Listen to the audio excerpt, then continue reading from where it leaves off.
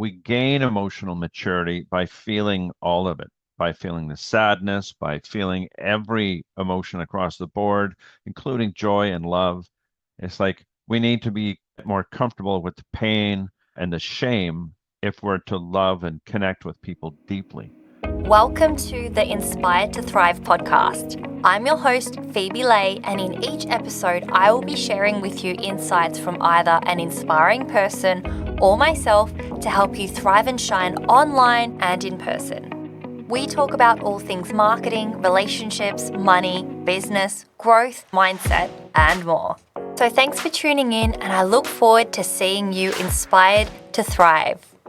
Hello, everybody, and welcome to the Inspire to Thrive and Shine podcast.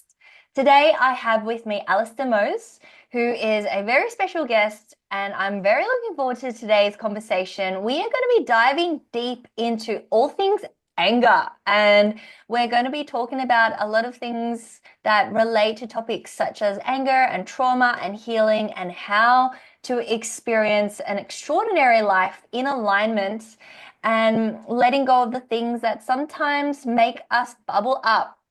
Now, Alistair Moes, along with his partner Alejandra, leads a dedicated team at Moes Anger Management, Healing Anger, where they support clients through transformative anger management and emotional wellness services. It's an internationally recognized anger management expert and author, and Alistair has been working professionally since 1989 and has been in private practice as a therapist since 1995. Over his extensive career, Alistair has worked with clients from diverse backgrounds, from high-performing business executives and Olympic athletes to individuals facing homelessness, reinforcing his belief that anger is an emotion that impacts everybody, regardless of your circumstances. With a respectful and soul-focused approach, Alistair combines academic theory with decades of hands-on and personal experience, including going through a difficult divorce, being a part-time single parent, healing childhood traumas, being a man in today's society and world, as well as navigating the many unexpected events. Alistair, welcome to the show. It's so good to have you on. Thank you for having me. Super happy to be here. Yeah, super grateful that we get to talk about this today. Anger is definitely not something that gets thrown around and discussed at the dinner table or even in everyday conversations, but it's something that every single person experiences. It's an emotion that every human being has, whether we express it or not. So I would love to know, first of all, why is it that anger is such a powerful emotion that we don't often healthily express? And how can we healthily express that more? Sure. Well, anger is the guardian of our boundaries. When somebody crosses our boundaries, or somebody we care about, or something we care about, we feel it in the body. So we feel heat rising up, or a constriction in the chest, or the solar plexus, or the throat, or the forehead when there's overwhelm, or anywhere in the body. But it's physical. It's like if we pause, we can interpret those sensations if we're connected to our body. And so I tell the guys that attend my group, it's like you feel that anger rising up. Your job is to notice it and to shut your mouth. Because usually the best thing to do in that moment is shut your mouth, breathe deeply through the nose, into deep into the abdomen. When we do that, triggers the relaxation response in our body so that we can actually relax. But everybody seems to learn about anger by observing their parents. And how we respond to anger can even be related to things that happened generations ago. So trauma has an impact on our DNA if we're traumatized, and that can be passed down for generations. When people call us, usually there's been a big blow up. Somebody's crossed the line, or they felt like somebody crossed the line. And it takes us into fight or flight if we're not getting enough sleep, or eating healthy or getting exercise or doing the things that inspire us to thrive, then we lose our sense of self because of all the stress of modern life and all the things going on. It's like all the planets lined up the wrong way, and then they exploded. Then they phone us afterwards feeling some shame. So shame is the guardian of our integrity.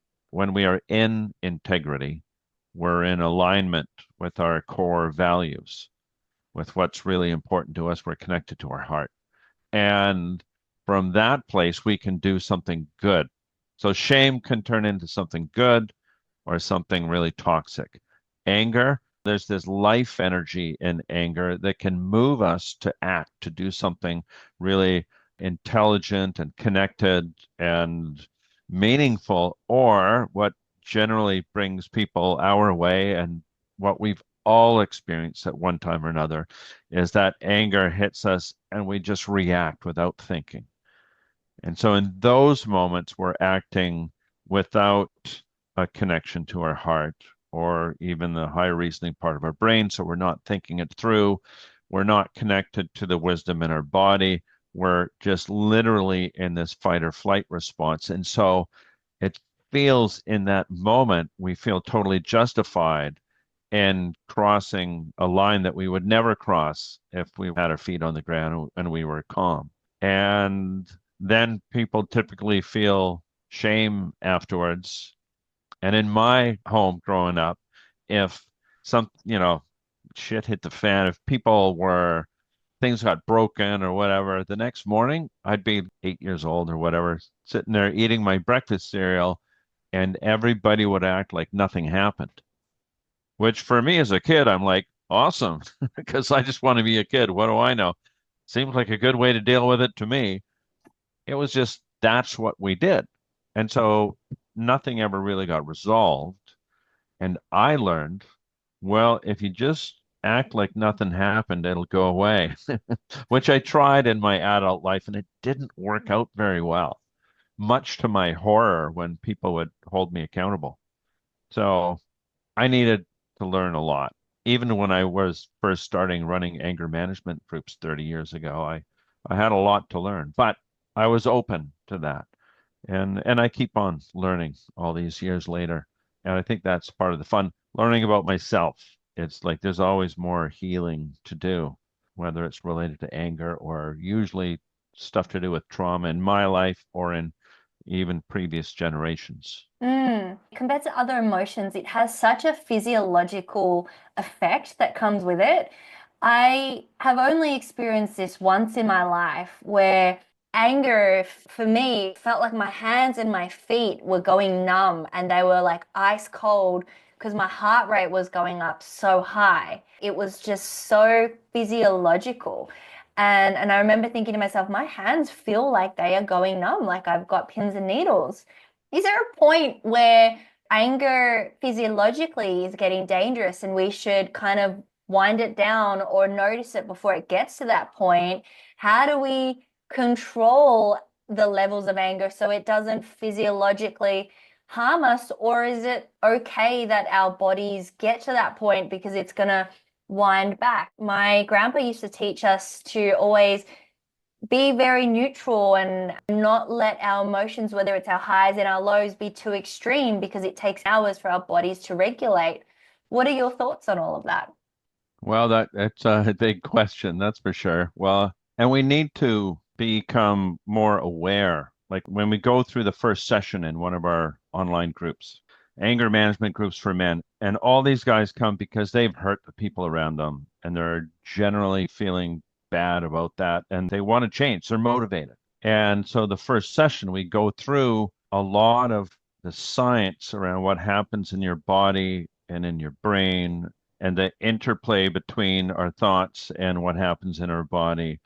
And that with every different emotion, we breathe differently, for instance. And so we talk about all of this. And then their homework is over the next week, just notice what happens in your body when you escalate and do that with curiosity, with non-judgment. right? It's just an experiment to notice. And the guys come back to session number 2. And this one we just did recently, I did a box breathing exercise with the guys at near the end, which is just inhale for 4, hold for 4, exhale for 4, hold for 4. Do that 4 times, feet on the ground, through the nose, good posture. And when people do that, they bring their heart rate down. For most people, when they do that, their heart rate drops, which pulls you back from the edge of fight or flight. And we're doing this breathing, and it's like we reconnect with ourselves. That first moment when we react, it doesn't tend to work out very well. And guys come back to session number 2, and most of them will say, things are going better. Or somebody will say, I didn't lose it once this week, and I almost did. And it was really, really hard to pull back and shut my mouth and breathe, but they did it. And that ability to notice that you're getting near the edge and pull back, that's just a really powerful tool to have at our disposal if we're aware, because then we notice that we've escalated too much. Or for some people, they notice that they're shutting down, or they're becoming a people pleaser, or they have an impulse to run away, fight or flight, or freeze, or the fawn response, which is to be overly nice to whoever was just mean to you. And we all have all of this. It's like those are all survival strategies. It's like animals or all mammals have that in them. And the more aware we are of what happens in our body, we're learning to step back and observe ourselves more. And it's not that we don't want to feel it, we want to feel it, but not so much that it takes us over and we lose ourselves. And we need to feel it enough so that we pick up the message that the body's giving to us. Yeah, absolutely. That definitely makes sense.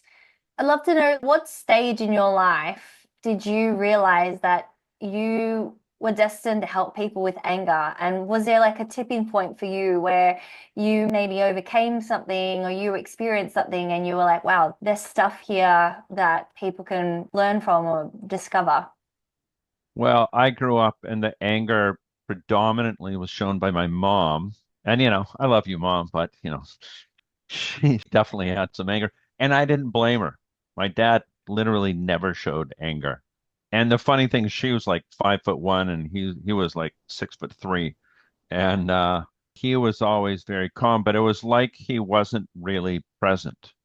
And so one of the things that actually seems like it has nothing to do with anger, but I think it has everything to do with it, was when I was 18, suddenly my mom died. Like literally, she was walking down the street, fell over, and I never saw her again. My dad, little bit of an avoidant kind of guy, didn't have a funeral, just didn't talk to us about it. Took me and my 2 brothers to Hawaii for Christmas so we could just avoid the whole thing. And I knew that was wrong. I mean, I didn't really understand it because I was emotionally pretty immature because I had nobody show me how to be with the emotions. And I think we gain emotional maturity by feeling all of it, by feeling the sadness, by feeling every emotion across the board, including joy and love. It's like we need to be more comfortable with the pain and the shame if we're to love and connect with people deeply. And I knew there was something wrong with what my dad did there. And I didn't have the ability to really figure more out. And I was going to university and studying psychology at the time because I didn't know what else to do. But that thing where families just don't talk about stuff, that was extremely strong in my family. And so I got to learn what it's like just to be in a family where nobody talks about anything. And even if you bring things up, it doesn't feel safe, or it can really like shoot you in the foot if you do bring it up. It felt at least emotionally unsafe to talk about things. So I didn't because nobody else did. And then I end up starting a career where I just talk to people about all the things that they never talk about anywhere else. including anger and the whole range of emotions. And we spend one of the sessions talking a lot about the difference between toxic shame and healthy shame, and how that reverberates through all sorts of family and keeps people worried about their image and just pretending like things are fine when they're not, and things like that. Do you think that there are things that breed anger? And do you think that anger breeds other things like contentment? Well, right now, politics apparently, Yeah. at least in Canada and the United States, and I think all over the world, at some level, people are upset. So people threaten us. We're supposed to get angry. If somebody comes to me and says, "Oh, I never get angry," I say, "Oh, that's too bad," because anger helps us speak up. Yeah. Every big shift in the history of the world started with anger. Gandhi Mm, probably kind of pissed off at the British occupying India.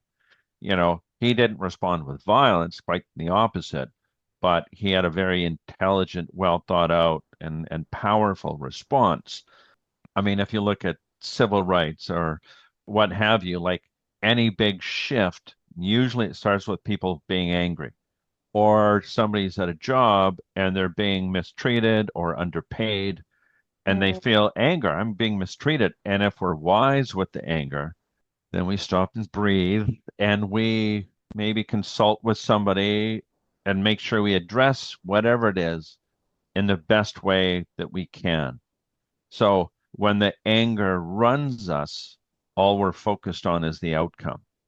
Whereas if we use the anger wisely, then we become focused on the process. Okay, I'm going to address this in the right place at the right time with the right person for the right reasons. And all I'm going to focus on is making sure that I deliver that well. That's where we have some control over that. We don't have control over the outcome. But yeah. if we address things well in life repeatedly, then things are more likely to be resolved. And certainly in the long run, we aren't holding more shame. In fact, we maintain our dignity when we respond to things that feel like we've done the right thing at the end of the day. And some of us didn't learn that growing up, so we learned other things. Yeah. Wow. In terms of the clients that you've worked with, what kind of transformation have you seen after people working with you? And how has that inspired you in the work that you do today? I'm usually inspired in the check-in for session number two of the group, among other times, because guys are really surprised, and I have master's level therapists sit in with me that I train to do the type of work that we do. And that after session number two, I almost always get the question, is that usually what happens? Because they're really surprised that all these guys are really talking about the impact. And Mm, part of what I do, which I learned from an Australian, Alan Jenkins, who wrote a book many, many years ago called Invitations to Responsibility. And part of what I do is I ask the guys questions about what they're doing. And partly because I'm curious, and partly because if they're saying these things, it's a lot more powerful for all the other guys in the group to hear it from one of the group members than from me. So we see a lot of guys use terms like life changing, and that they become really much more aware. Regularly, we do individual, or I run groups specifically focused on resolving the trauma that's often behind the anger, for those courageous enough to step into that realm, because it's not easy work. yeah, wow. That's so true and so very interesting. Do you think that people deal with anger differently depending on the generation that they are in? I know that avoidance might be very common in our parents' generation. Is it as common in millennials and Gen Z, or is it kind of the same? If I go back to when I was running these groups in the 90s, if I asked the group of guys, how many of you have practiced meditation or any breathing exercises? three guys who had practiced meditation regularly, right? And so then I asked them, how did that help you? Because that'll have a bigger impact on the group if they hear it from them. And it's not that everybody needs to meditate, but it definitely seems to have a positive impact when people do something meditative. And so when people sit still with themselves, they can get to know themselves better. But if people are eating healthy, I mean, it's all pretty simple stuff, right? Eat healthy, get some exercise, get out into nature, and do the things that inspire you. And when people are connected with the people they love and they're doing something they care about or that they find meaningful in their life, like run an awesome podcast, then they tend to feel better and it's more fulfilling. Whereas a lot of the time, with all the stress, people come to me and they stopped getting out into nature. They stopped doing the hobbies or the activities that inspired them. They stopped playing or listening to music. They just ended up overworking and then being so stressed at the end of the day that they drink or they smoke a bunch of weed or whatever they do, and then they stay up too late, they stay out too late, and then they don't sleep well, and this just snowballs after a while until there's a big blow up, or until the person's notices something and says, "Wow, I need to get it together here." And then they start to do things so that they get more sleep in, that they start to exercise again, that they reconnect with friends, or they start to do activities that they enjoy doing, whatever that might be. Until recently, I did not know that there's a whole community that practices picking locks. Oh, It's like wow. worldwide. These people are all connected, and there's sport lock picking. And of course, if you think about picking a lock, you need to be super present and dialed in. So it's Yeah. pretty meditative, really. But whatever the sport is, generally people need to be really present when they're doing it, and that's just healthy for the body and the mind, and it feels good, right? And when people ask me about exercise or what have you, I'll say, well, what do you like to do? If you like to box, then box, or if you like to go skeet shooting, do that, or snowmobiling. Maybe not where you are, but anyway, whatever it might be, it's like do what fills you with life and energy, Mm. because don't push yourself to go work out if you're not going to enjoy it, because you're not going to follow through. But if you really enjoy biking or digging clams up at the beach, whatever it might be, right? It's like go do that and find your way. Do you think that people that do more of those things that release anger don't feel it as intensely? Do you think you have a certain level and it builds up? Maybe someone's like ripped you off last week, and then this week you buy something, and then you realize the next day it goes on sale. And then maybe days later something happens. Maybe you spill coffee on your shirt, or you accidentally don't click the save button and you lose 1,000 words in something awesome that you've written, or your Yeah. podcast, your internet's stuffing up like we did the other week. Do you think that all this stuff builds up if we don't start to kind of release it maybe at the gym, or does it not matter? Like if things make you angry, they're going to make you angry regardless of whether or not you're exerting yourself physically. Yeah, well, business is pretty good these days because Trump is driving everybody crazy and threatening all these tariffs, and people are anxious because of that. So their baseline is elevated, and Mm, that can be elevated for many different reasons, right? But when our baseline is elevated, then like when we wake up in the morning, we're not ourselves as much. Our yeah. heart rate's elevated, our blood pressure is elevated. And if this happens long enough, then it's kind of slowly inches up. And this is when we get burnt out. This is when we need to take a holiday, because we know, the more we escalate, then the more our quality of judgment drops, right? So if our baseline escalates enough, then it's like we're at the edge of fight or flight all the time. and we wake up and we're tired, and so we drink a bunch of coffee, which I drink, and then that boosts your heart rate up a bit more, and then you're carrying this frustration and resentment from weeks or months of whatever's going on, and then something else goes wrong, and because you're already elevated, you're kind of at the edge, then we're disconnected from our heart.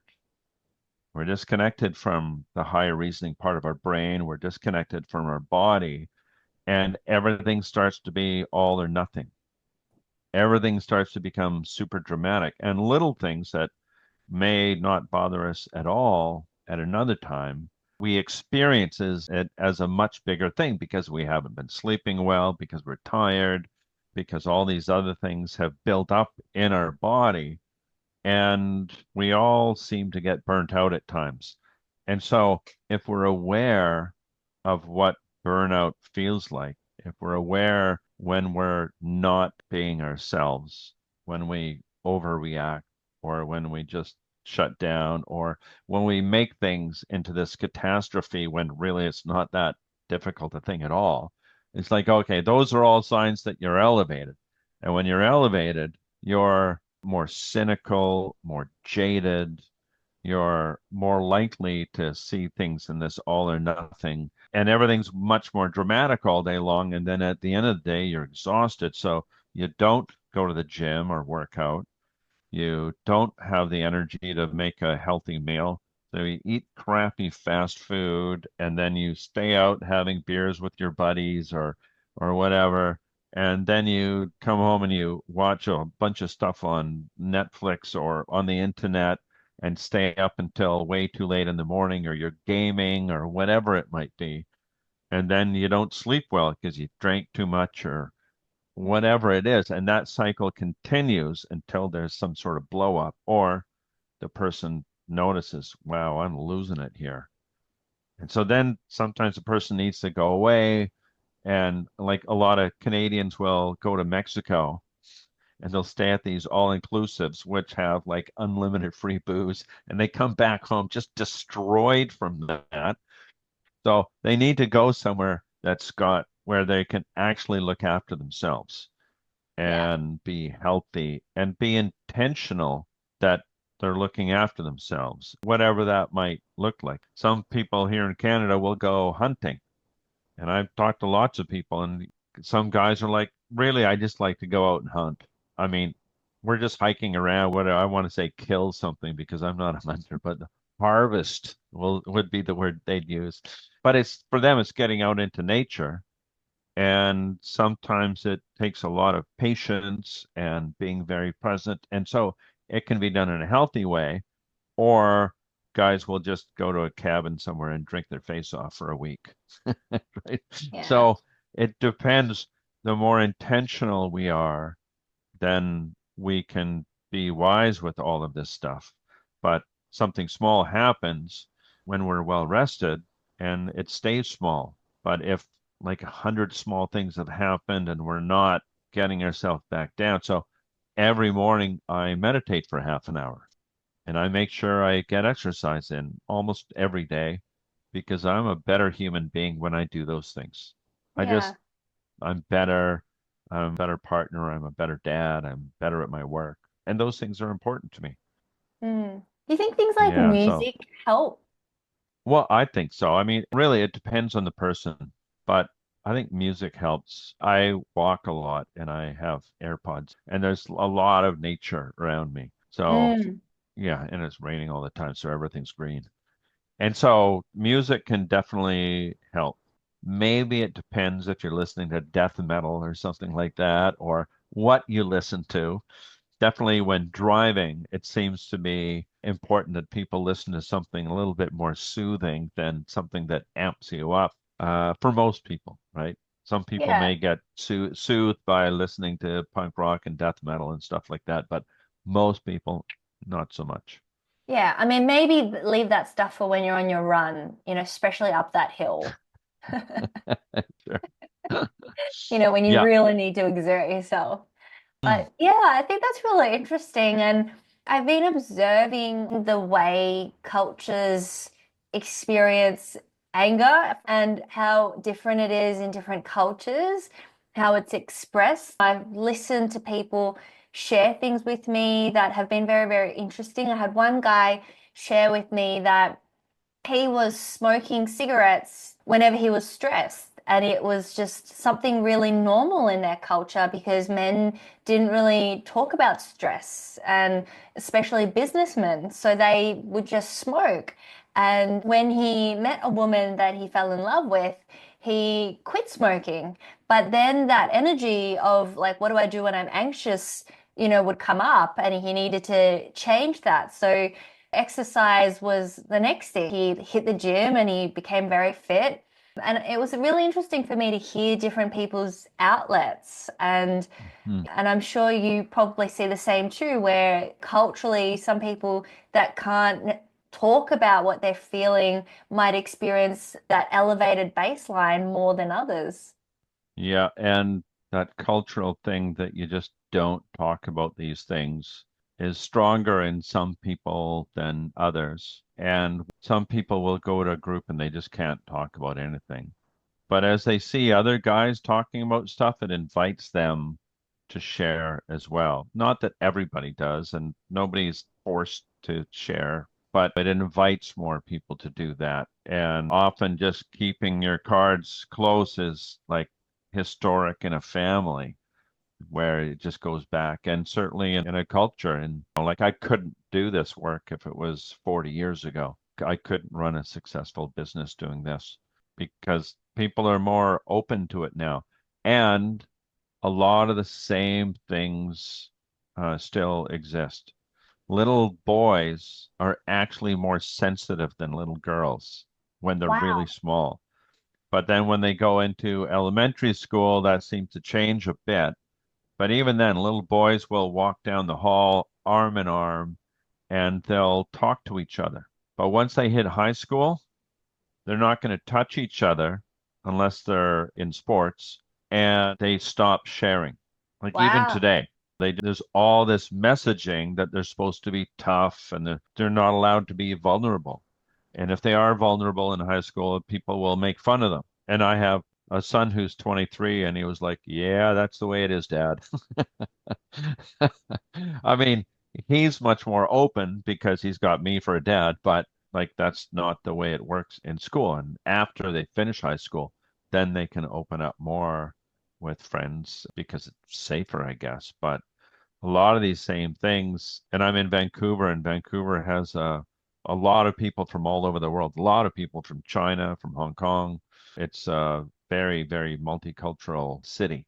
So it's Wow. like United Nations in our anger management groups on a regular basis. And half of our therapists are either English is not their first language, or they're from a different country, or their parents are from a different country.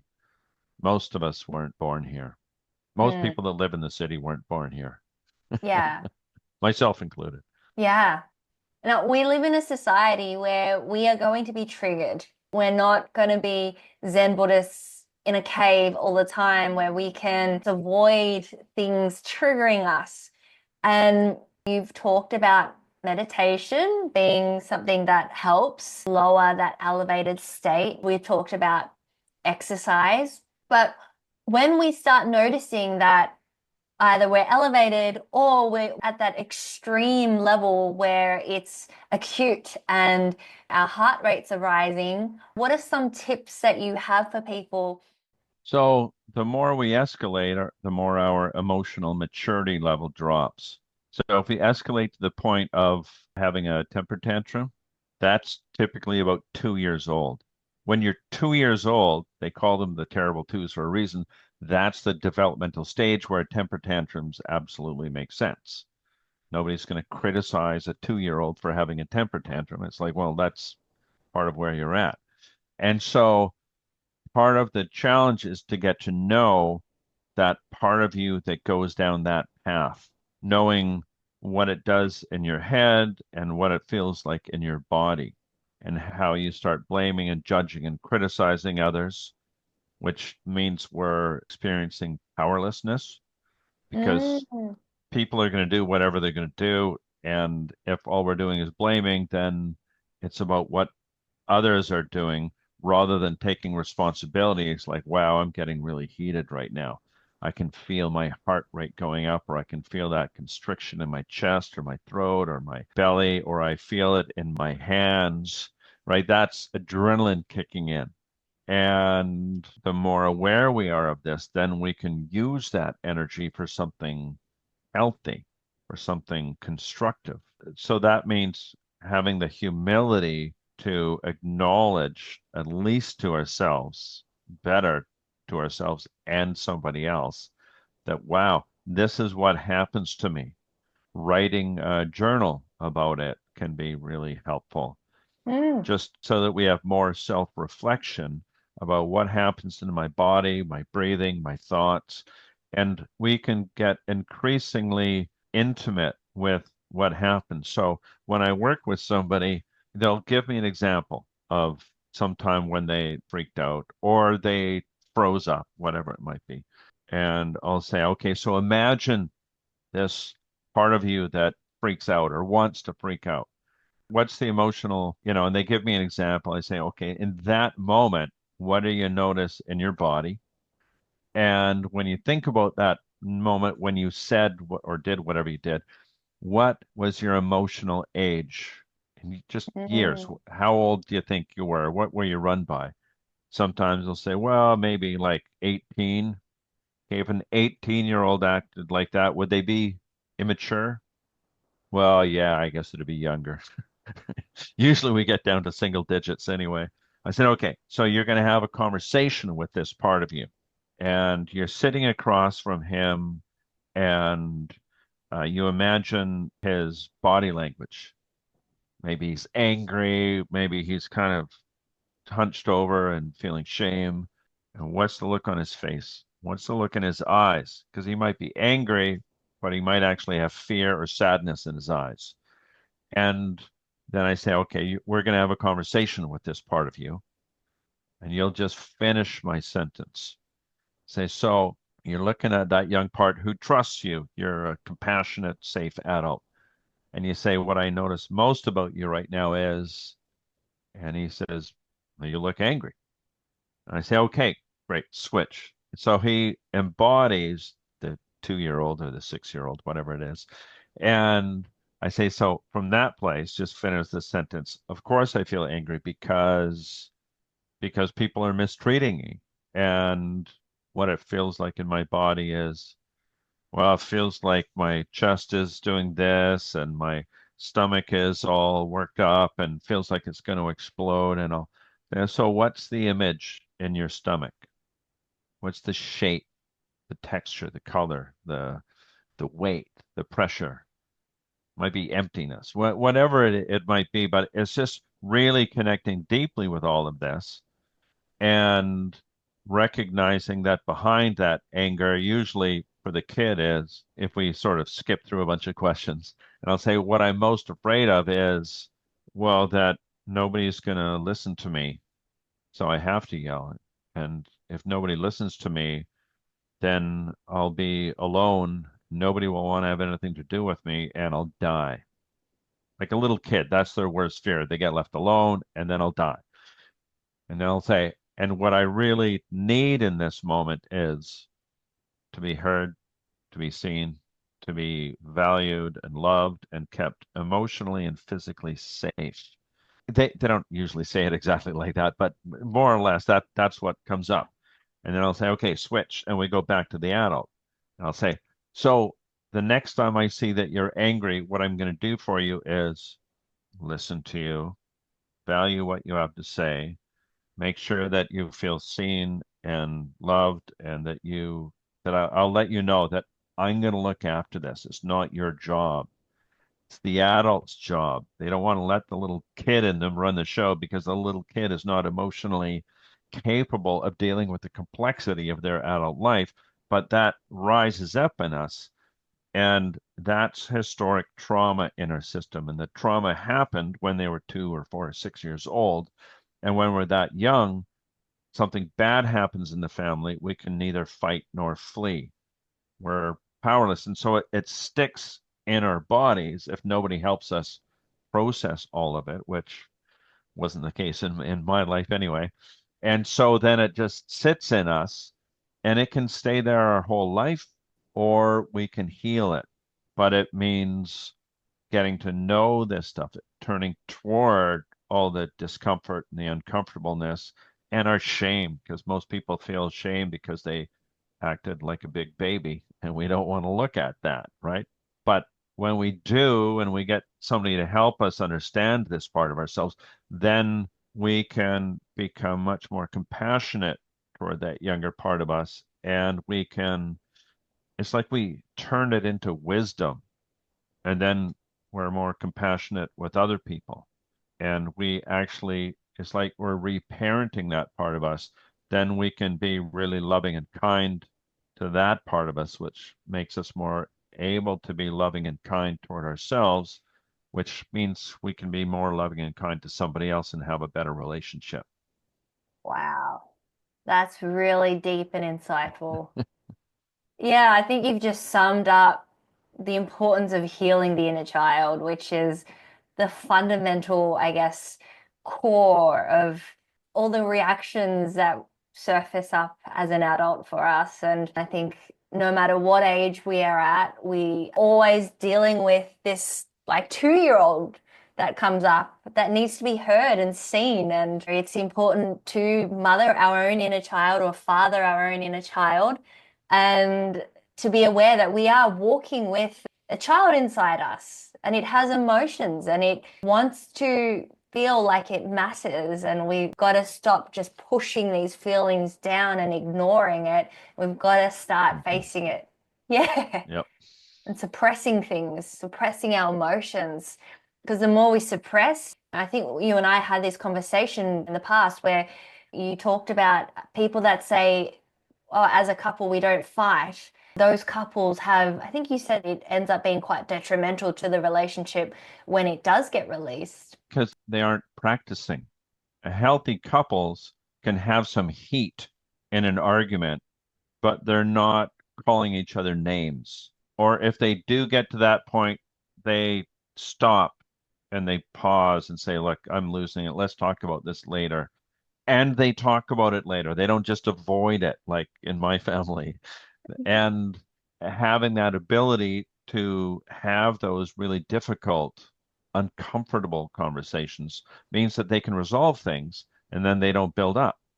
Most Hmm. couples don't actually resolve things and then they build up over time, and that robs them of the freedom in their relationship to be themselves, because that's the idea, that we feel emotionally secure in the relationship so we can be our goofy weird self, and the other person really accepts that and does that themselves, so that you can both be really yourself. And that takes courage, and it takes some healing for most of us. Yeah, that's wonderful. Thank you so much for sharing that, Alistair. And I'd love to wrap this up with some rapid fire questions. I think it'd be really cool to get to know you on another level outside of just what your work is and who you help with. I'd love to ask you 5 questions. It's basically the first answer that comes at the top of your head. There's no right or wrong answer. Sure. All right, let's dive into it. If there was one thing that you could not live a single day without, whether it's something physical or something non-physical, Alistair, what would that be? Getting out into the trails and hiking, walking, biking near I my love that. where I live. Yeah, it sounds like you're very close to nature. That's awesome. There's literally a trail behind where I live, and you can go as long as you want on that trail system. You could go for hours on end, like easily.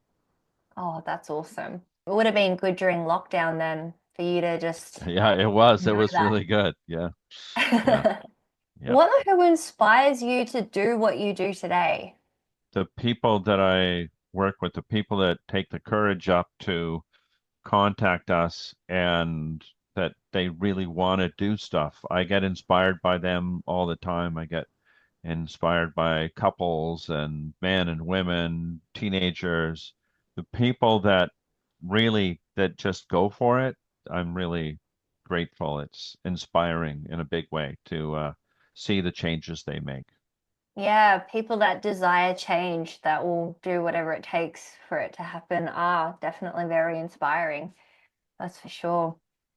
Where do you see yourself in 5 years' time? What do you want to have accomplished, or where do you see your business in the next 5 years? Running more groups and doing more trauma related groups, and possibly some groups around like psilocybin and things like that, that, Mm, helping people move those types of things, both here and in Mexico. cool. What's Yep. one big takeaway that you've recently had that has changed the way you see the world or changed the way you show up? The answer usually is open your heart, right? When people really connect to their heart instead of their ego, instead of their desire to win or get their way, if they just open their heart, then they connect more with the people around them. And then there's more compassion, there's more understanding, and we need a lot more of that in the world these days, in my humble opinion. I absolutely agree. And I think that's one of the biggest compliments when people say that someone is connected to their heart, or they're raw and they're authentic or they're genuine. I think that's a Yeah. wonderful thing to carry and something to look out for in business, as opposed to just credentials and money, wealth, or power. I think that's a great way to live as well. Thank you for sharing that. Last question is, if you could leave the world with one message, what would that message be? Be silent and breathe and be still. There's a lot of wisdom in our bodies, and if we can just take the time to be still and listen to what's there, there's a lot there that, especially in this society, people get so busy and on social media, and they're just like going 24 hours a day, and it's super important to be still. I think all the great thinkers have spent time being still and just allowing themselves to be in the moment and not having to get things done all the time. It's important. Mm, Alistair, thank you so much for your wisdom. I'm feeling so inspired after this show, and I'm actually really looking forward to diving into your resources, which I'm going to link into the show notes.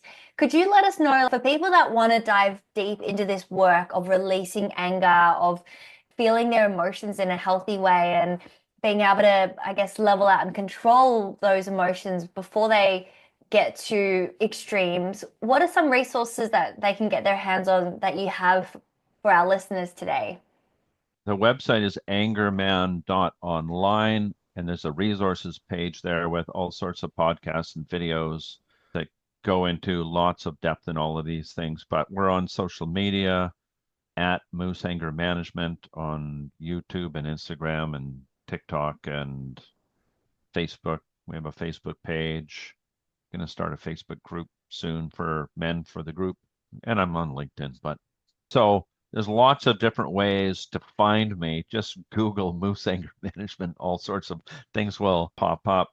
Yeah, and there's lots of free stuff out there, and people can contact me through the website or through any of the social media platforms.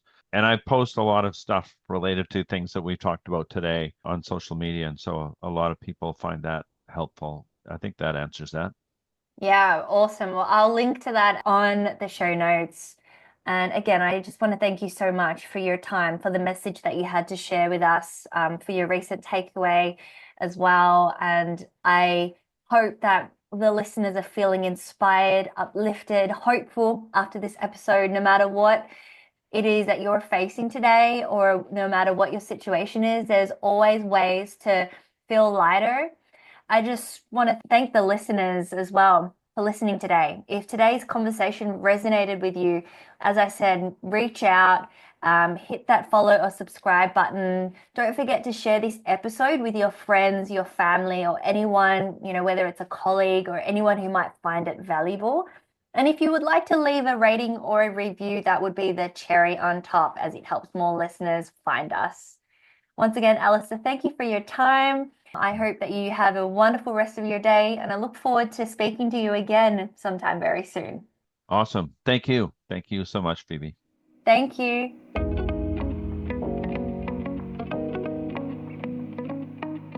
So thanks for tuning in, and I look forward to seeing you inspired to thrive.